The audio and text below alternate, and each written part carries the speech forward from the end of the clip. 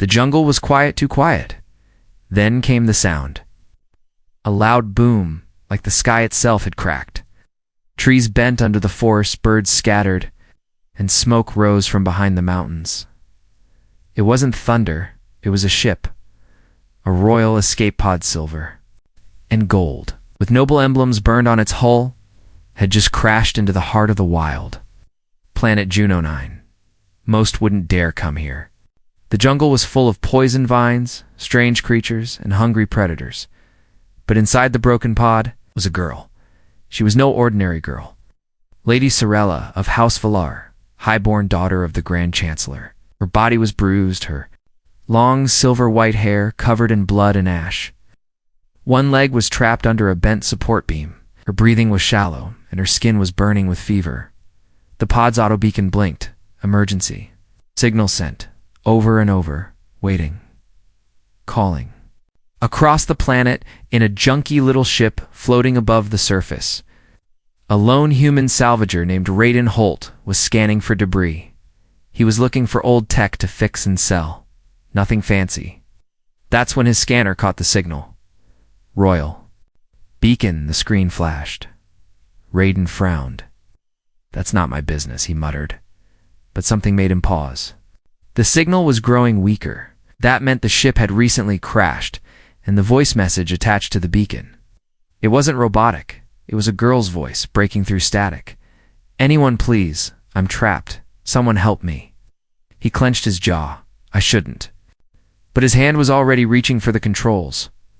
Hours later, Raiden's small hovercraft landed near the wreck. Smoke curled into the sky. The metal pod was crushed into a hillside, half-eaten by jungle roots.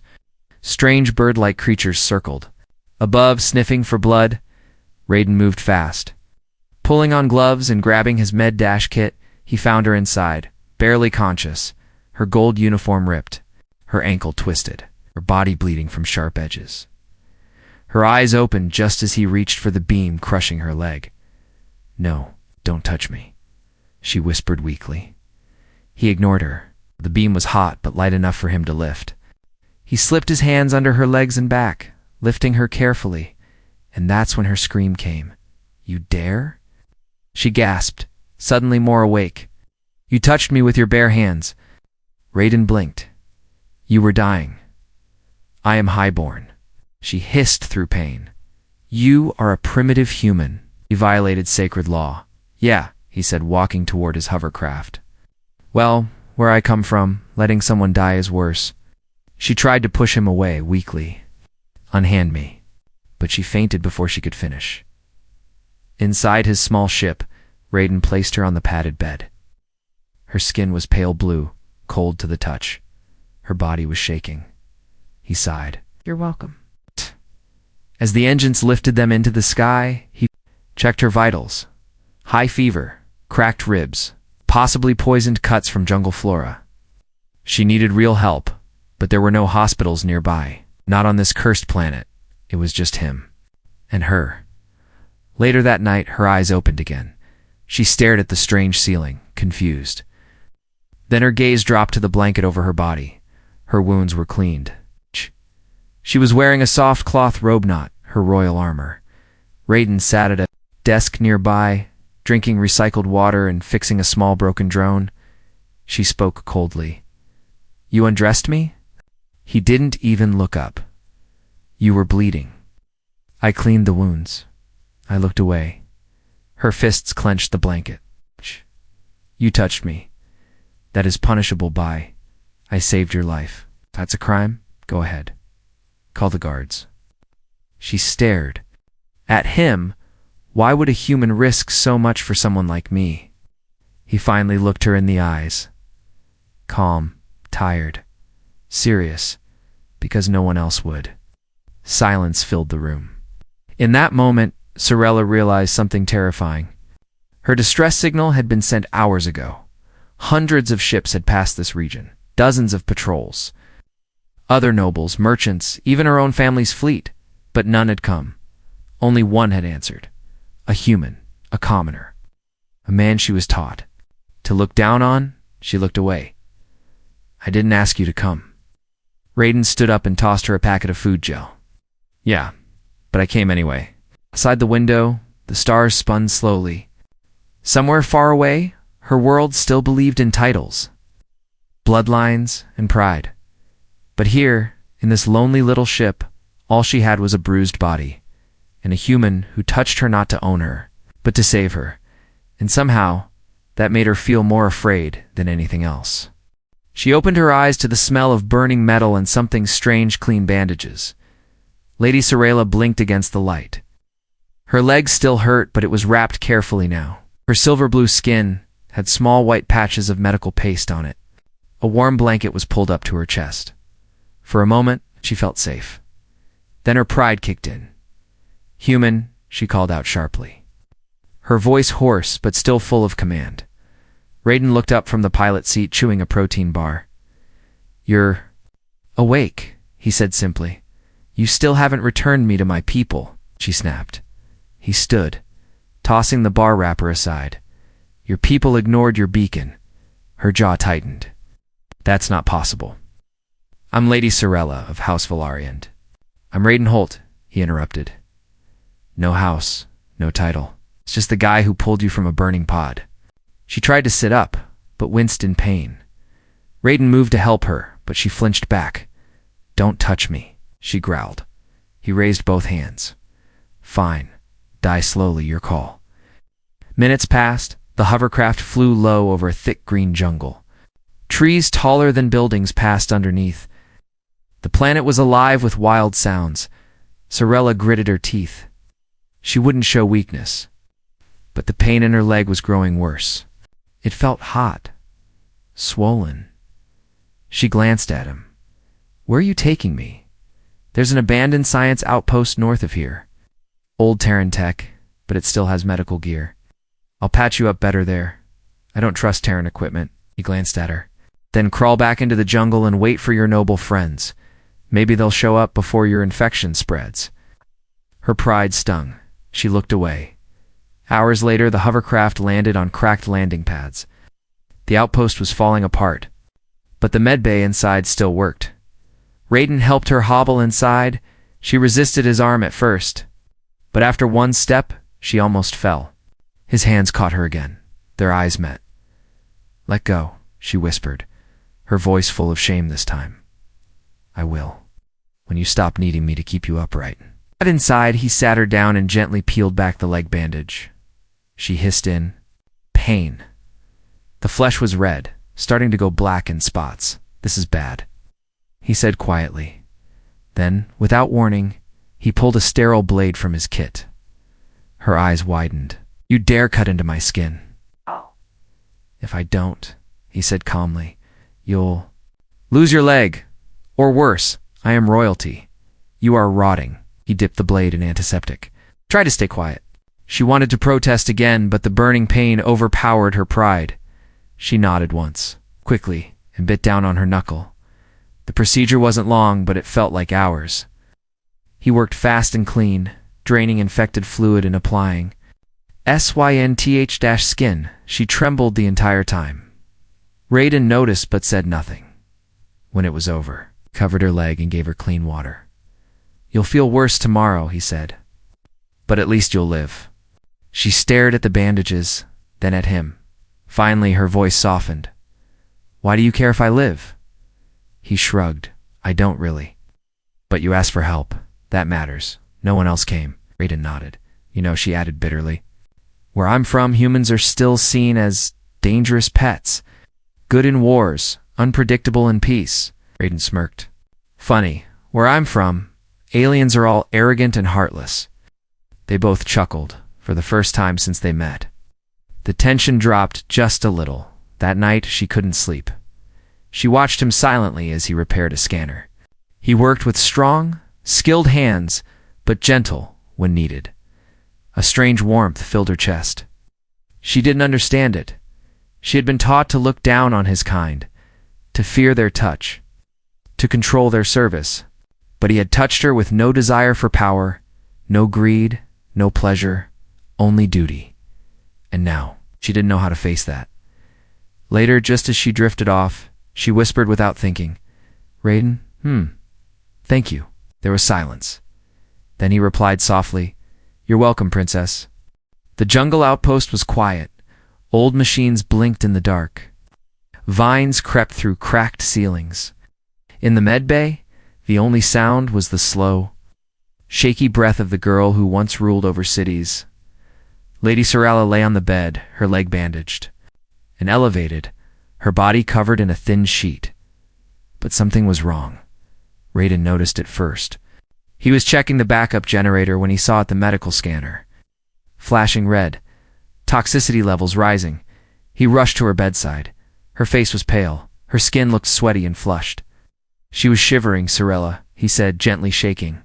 "Her shoulder," she moaned, "so cold." The wound looked clean, but around the edges, thin purple lines were spreading.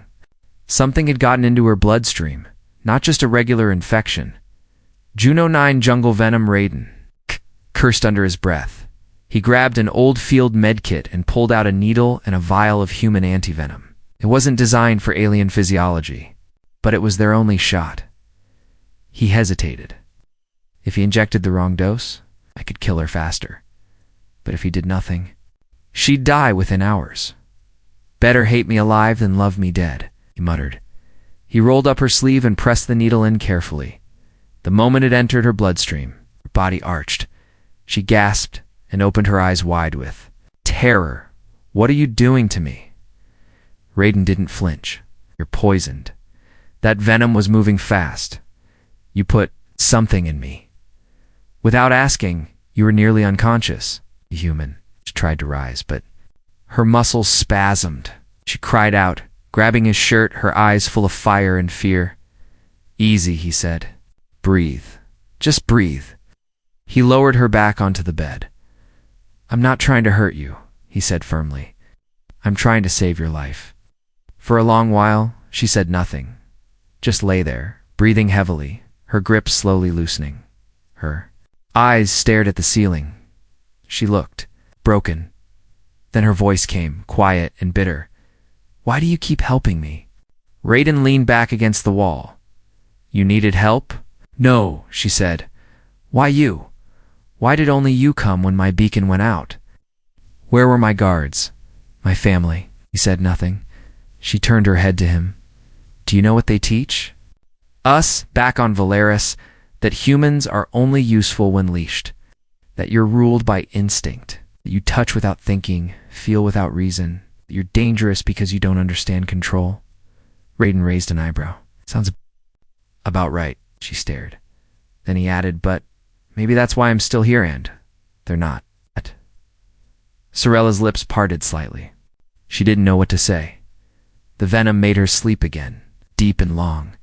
In her dreams, she saw her mother's cold eyes, her father's voice saying, "Never trust a man who is beneath you." Then she saw Raiden's hands holding her broken leg with more care than anyone in her life ever had. When she woke, chest felt tight knot from sickness, from guilt. That evening, Raiden sat sharpening a piece of metal into a blade. He didn't look at her as she stirred. She spoke first.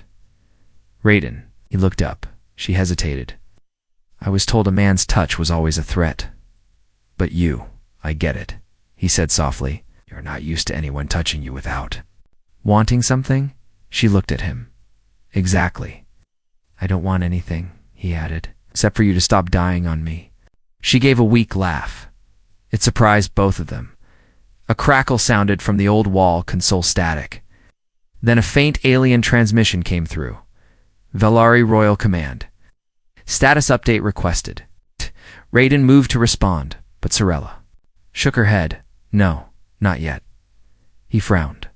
"They're asking if you're alive." She looked down at her hands. "I'm not ready to go back." "Why?" "Because I don't know if I want to be the same person who left." That night. She sat beside him by the fire. Her legs still hurt. But she didn't ask for help walking. They sat in silence for a while. Then she looked at him. "I'm sorry I slapped you." Raiden smirked. "You're not the first alien noble who's hit me." She smiled faintly. "But I might be the first one who regrets it." The fire crackled in the corner of the ruined outpost. Outside, night had fallen in. With it came the jungle's true rulers, screeching, hissing, footsteps without rhythm. The creatures of Juno 9 were not quiet. They hunted in packs. They waited. For the weak, inside, Radon tossed another metal crate on the door and leaned back with a sigh. That should hold, he muttered, checking the pulse pistol at his hip. Lady Sorella sat on the edge of the medical table, her leg freshly dressed. She wore a worn Terran jacket over her robe. No, his jacket. It was too big for her, but warm. She looked up. "What are you expecting out there?" He didn't answer immediately. He checked the sensors again. "Something's circling us. Maybe a heat scent pack. Maybe worse." She narrowed her eyes. "What's a heat scent pack?" He turned toward her. "Smells warm blood through walls. Travels in threes. Rips through armor like paper." Her face paled. Outside the building, heavy breathing scraped. Against the old walls, a claw dragged across metal. Then another. Thuck. Thuck. Something slammed into the locked back door.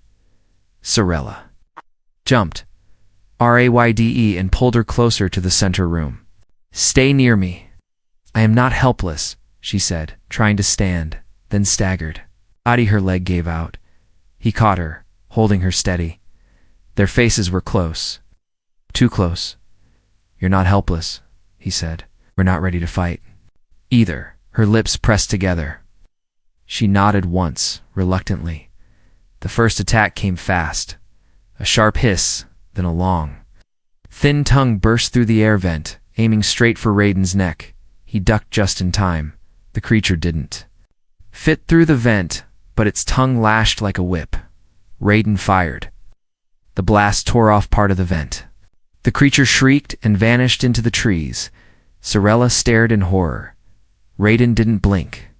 That was just the scout. "The others will come now?" she asked, breath catching. He nodded. "In minutes." He moved quickly, setting up. "The old auto turrets from the supply closet. They only work for a few shots," he said, more to himself than her. Sorella sat quietly, watching him.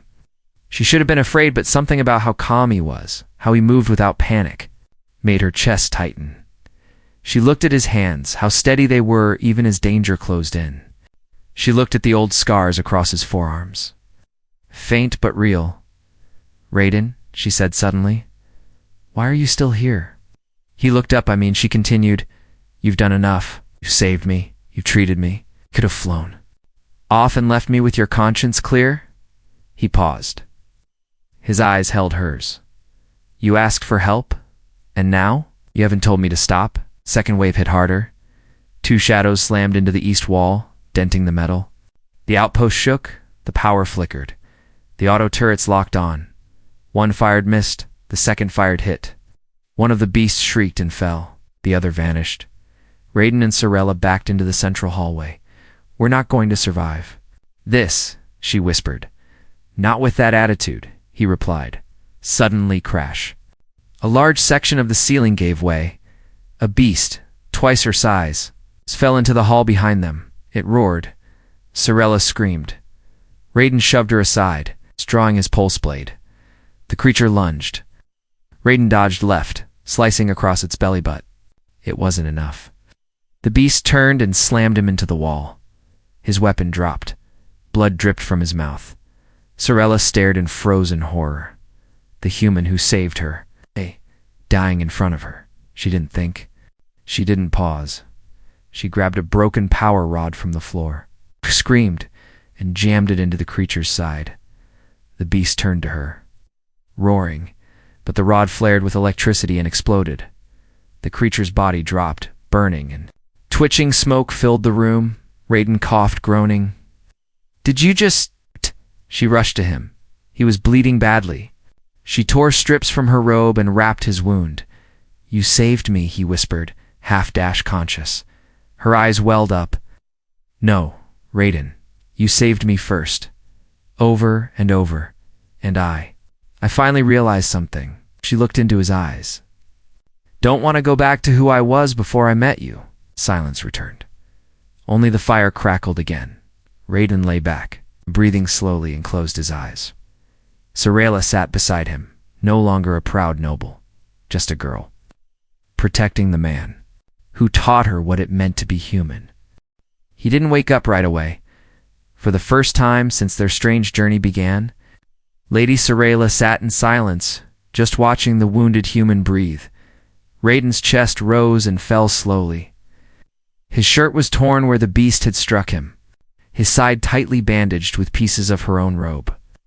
His pulse was weak, but steady. She had never seen someone look both strong and fragile at the same time. She reached out slowly, her fingers hovering above his hand. She hesitated. Touch had always meant something else in her culture: ownership, punishment, command. But now, his touch wasn't for control. It was for connection. She let her fingers rest on his. He stirred. His fingers twitched under hers. "I knew you had a soft spot," he whispered, eyes still closed. Her breath caught in her throat. "You're awake?" "Barely." He opened his eyes, bloodshot but alert. "You saved me. I only returned the favor." He smiled weakly. "That makes us even now." She looked down, her voice softer than he had ever heard it. "No, not even close." Later, after she helped him drink some water, he looked at her again. "You could have left me, I know." "You didn't, couldn't," she said, brushing his damp hair back. "And not just because of honor. Something has changed in me. You touched my life in a way I didn't expect." Raiden raised an eyebrow. "Touched again, huh?" She blushed slightly. "I didn't mean it like that." He chuckled and then winced in pain. "Serves you right," she said, trying to hide her smile that night. The jungle was strangely quiet, too quiet. Sorella didn't sleep. She sat beside Raiden, listening to his breathing, watching the shadows outside the cracked window. She should have felt afraid, but the only thing that scared her now was what would happen when this moment ended. Would he leave once he was healed? She returned to her palace, surrounded by cold marble and colder people. Would she forget the way his hands had trembled not from desire, but from fear he might hurt her by mistake? She leaned closer, whispering in the dark. "Back on Valeris, I was praised for being untouchable, for being above others. But now I understand ... That's not strength. That's loneliness wrapped in silk." Raiden didn't reply. Maybe he was asleep again. She leaned her head on his shoulder, and then she heard him whisper, "You're not untouchable anymore." The next morning, the sun rose over the jungle. Light streamed through the cracks in the roof. Raiden was stronger now. He sat up slowly, holding his side. Sorella brought him food, a ration bar, and water. She handed it to him carefully. He looked at her. "What?" she asked. "Are you really Lady Sorella of House Villari?" he asked, "the same girl who screamed when I touched her leg." She looked embarrassed. "I was wrong about a lot of things." He took the food and smiled. "I liked you better when you were threatening to kill me." She rolled her eyes. "And I guess I'll have to disappoint you." They both laughed. But then came silence, again a heavier kind, because something unsaid still hung between them. Raiden set the food down and looked at her seriously. "You know, I wasn't trying to insult you back then when I touched you.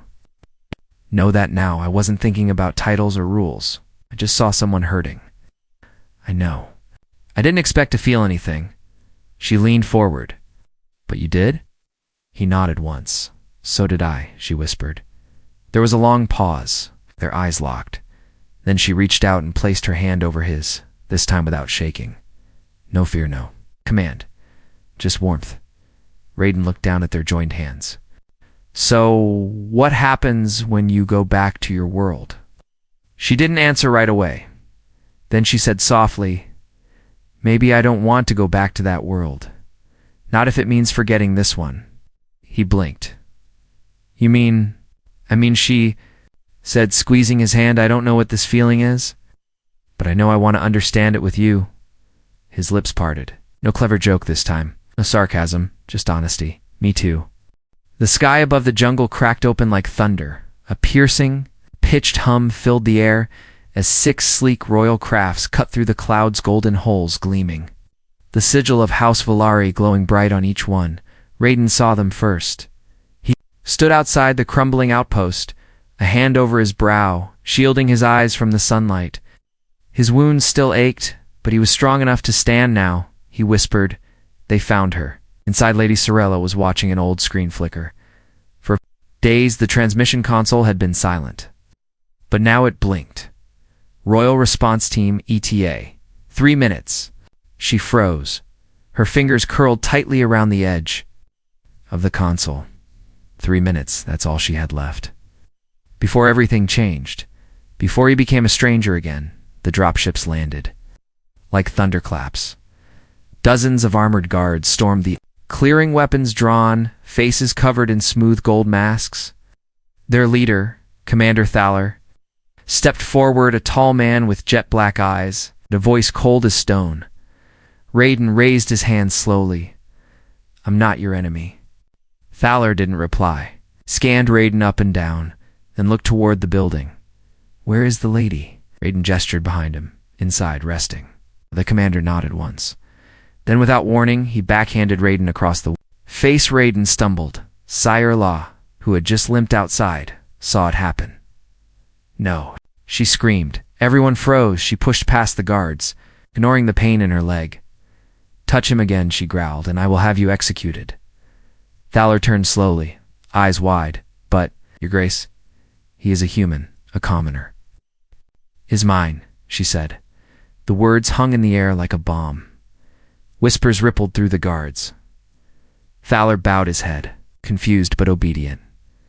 Forgive me, Lady Sorella. We were told the human had violated you. Raiden's brow furrowed. Violated? Careless. Face turned red with anger. Who told you that? A broadcast reached the royal line when your distress beacon was first activated. Your vitals showed physical contact. House Vallari assumed. ... the worst. She stepped forward, her voice shaking. He saved me. He carried me when I was bleeding. He touched me only to keep me alive. The guards looked uneasy, but the Lar began. Sorella raised a hand. Not another word. She turned to Raiden. I should have known. My people would always assume the worst about your kind. He said nothing. But the pain in his eyes spoke volumes. Inside the ship, Sorella changed into her royal armor. Her bruises were fading, her skin almost healed, but her heart felt heavier. Than ever, a servant brought her a list of names. Royal suitors, advisors, future meeting schedules. She ignored them all. She looked out the window. Raiden was standing by the tree line, talking to his ship's AI unit. Preparing to leave, she had asked the guards to release him, but he hadn't said goodbye. She realized he thought she chose them over him later. She walked up to him quietly. He didn't turn. I heard you're going, she said. He nodded. You're safe now. My job's done. You think that's all you were? He turned slowly, eyes tired. What else could I be? I don't want you to leave, he raised an eyebrow. You're royalty. I'll never let you keep me around. I'm not some royal pet. Her throat tightened. She stepped closer. You're not mine, she said. But I want to be yours. His breath caught. He looked at hurt, really looked. No robes, no guards, no palace walls. Just her, just him. You'll be thrown out of House Vallari, he whispered. Then I'll build something new. It's with you. Silence then. He reached out gently and tucked a strand of silver hair behind her ear. Are you sure? She nodded. I was outraged when you touched me, she said, but now I regret only that I waited so long to let you. The Grand Hall of Vallari Prime had never seen silence like this. Thousands sat in rows of silver chairs, nobles, judges, advisors, highborn scholars, and warlords all waiting. At the center stood Lady Sorella, dressed not in flowing gowns or glowing armor, but in a simple, deep blue robe. Her long, silver hair was tied back in a single braid. Her chin was lifted, her voice steady. Her words echoed like thunder. I reject the judgment placed on the human who saved my life. He is no violator. He is my equal. Dent, if this house cannot accept that, then I no longer belong to this house. Asps rippled through the room. The High Chancellor, her father, rose from his throne. You would cast aside your birthright. For a Terran, I would cast aside anything, she replied, for a man who taught me what nobility really means. Outside the palace, Raiden waited. He didn't dress like royalty. He wore the same patched jacket, utility belt, and dusty boots from the jungle. The guards had stopped him at every level. They scowled, sneered. But he had come anyway. Not to fight, not to win her, just to stand nearby. One last time, but then the doors opened. Sorella walked out, barefoot robe fluttering behind her. She had. No guards now, no escort, only fire in her eyes. She stepped straight toward him. I gave up everything, she said. He stared at her. Why would you do that? She reached up and touched his chest. Because you gave me something worth more. He hesitated. What if your world never accepts this? Then we build one that does. He stared at her, searching her face. Just a junker. And I, she said with a small smile, was just a girl bleeding in the dirt, screaming at the only man who tried to help. He laughed, soft and real. You've changed, so have you. They didn't kiss, not yet. Not here, but the way her fingers wrapped around his hand, that said enough inside the throne room. The nobles whispered of scandal, of betrayal, of a future ruined, but out here, under a sky full of stars, a new path had begun, not of royalty, not of power, but of choice. Weeks later, far from Valari Prime, on a quiet world of green valleys and twin moons, a small workshop buzzed with light. Raiden fixed old machines and taught young mechanics. Sorella studied languages and history, learning how to live without titles. At night, they cooked over fire and told stories of the jungle, and when they touched now, it was never with shame, only meaning. One evening, as the sun set, and there, hands brushed again while fixing a broken light panel, she looked at him sideways and asked, "Do you remember the first time you touched me?" He smirked. "You slapped me." She nodded. Hard. They both laughed. Then she whispered, "But now, I wish you'd never stop touching me." He turned, kissed her forehead gently, and said, "I never will again."